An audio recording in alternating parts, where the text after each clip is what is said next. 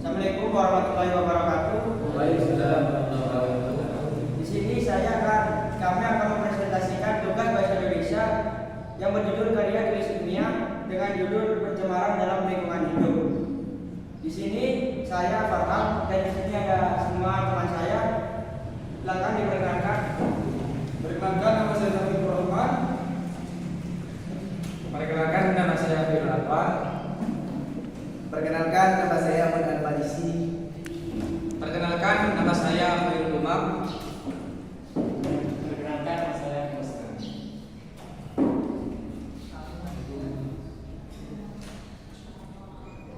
Oke, di sini saya akan membaca tentang judul pencemaran dalam lingkungan hidup. Pertama, bab 1 latar belakang. Lingkungan adalah kesatuan antara abiotik serta biotik.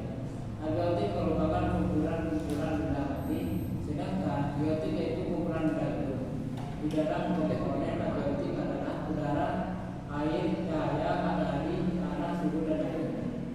Komponen biotik mencakup dekomposer atau disebut pengolahan konsumen dan juga produksi. Kedua, komponen tersebut sangatlah erat kaitannya atau tidak dapat dipisahkan. Lingkungan hidup diartikan beragam.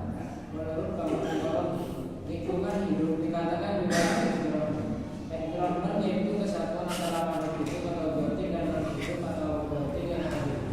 Sedangkan menurut Undang-Undang Nomor 32 Tahun 2009, lingkungan hidup yaitu kesatuan ruang di seluruh benda, baik makhluk hidup yang termasuk manusia, keadaan sampai perilaku manusia.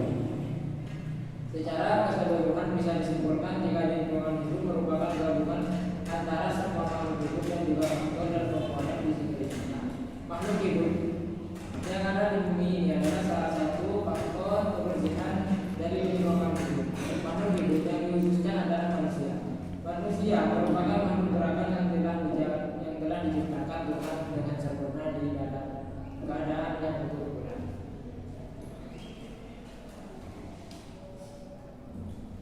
Oleh karena itu, kegagalan dari lingkungan hidup seperti penyemaran yang terjadi bisa dikatakan ulah dari manusia. Tingkah laku manusia pada saat ini telah melebihi batas wajar. Salah satunya adalah membuang sampah sembarangan.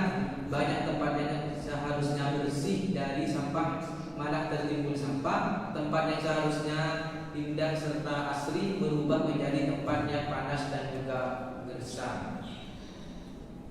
2. Rumus masalah. Apa saja jenis pencemaran dan bagaimana penjelasannya. Dan 3. Tujuan penelitian untuk mengetahui jenis-jenis pencemaran lingkungan hidup.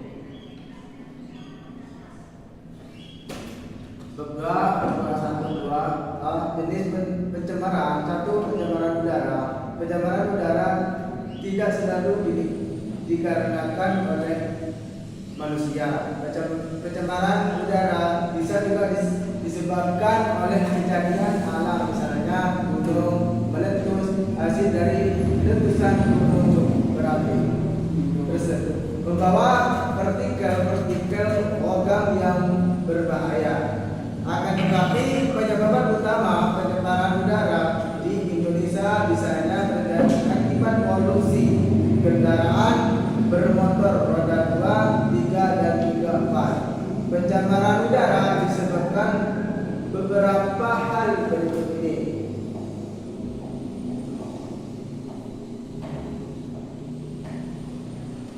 A.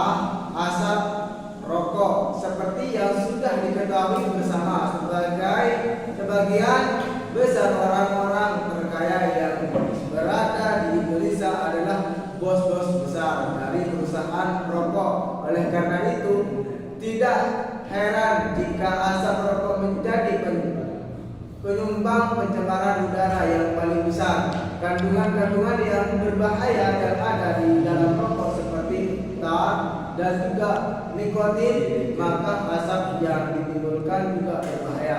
Baca juga contoh surat resmi oleh perusahaan undang resmi. B. Ozon. Sudah menjadi rahasia publik jika lapisan ozon sudah mulai menipis terkesan menghalang buruknya sinar matahari tersebut, justru menjadi bom perang bagi bumi. Polutan ozon adalah polutan yang paling berbahaya. Menangannya juga sangat sulit sebab dia tidak dapat dideteksi. Perlu untuk diketahui polutan ozon akan menyebabkan kerusakan pada paru-paru.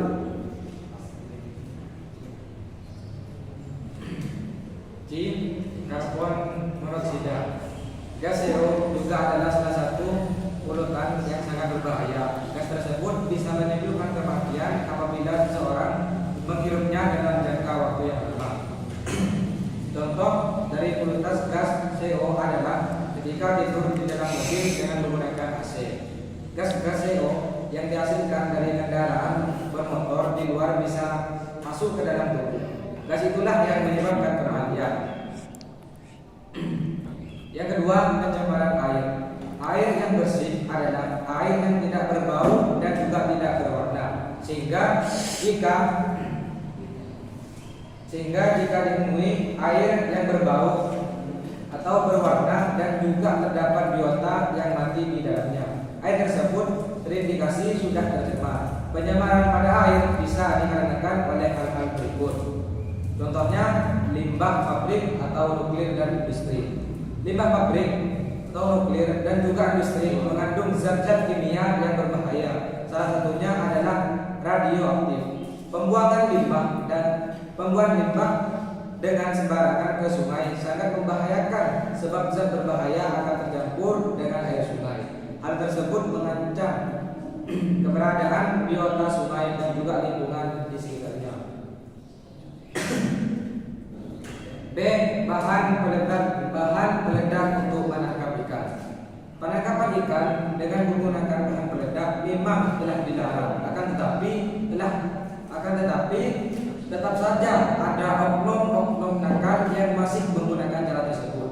Penangkapan dengan bahan peledak memang dinilai efektif, tidak akan memakan waktu yang lama dan juga akan memperoleh hasil tangkapan yang berlimpah. Namun, hal tersebut merupakan salah satu penyebab dari pencemaran air.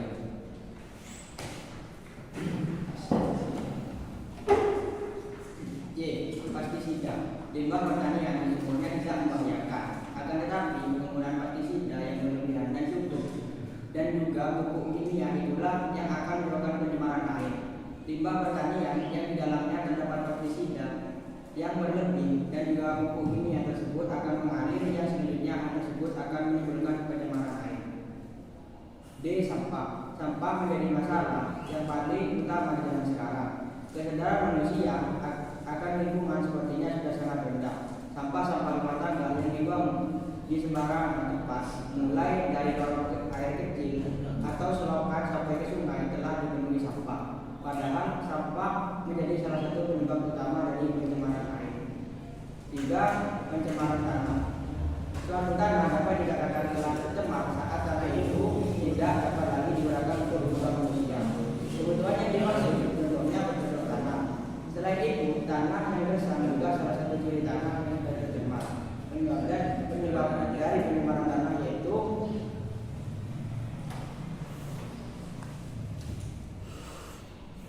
yang pertama A adalah senyawa asam, yang B pestisida berlebih, yang C pupuk kimia, dan D limbah industri, pabrik dan juga nuklir, yang E limbah rumah tangga seperti deterjen.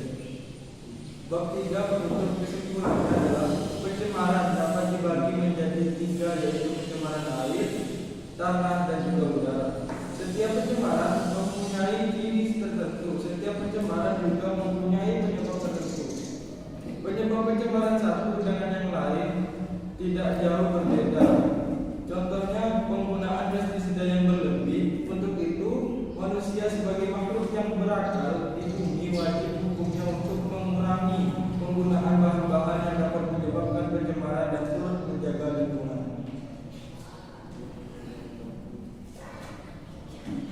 Cukup sekian dari presentasi kelompok 1. Kurang lebihnya mohon maaf. Wassalamualaikum warahmatullahi wabarakatuh.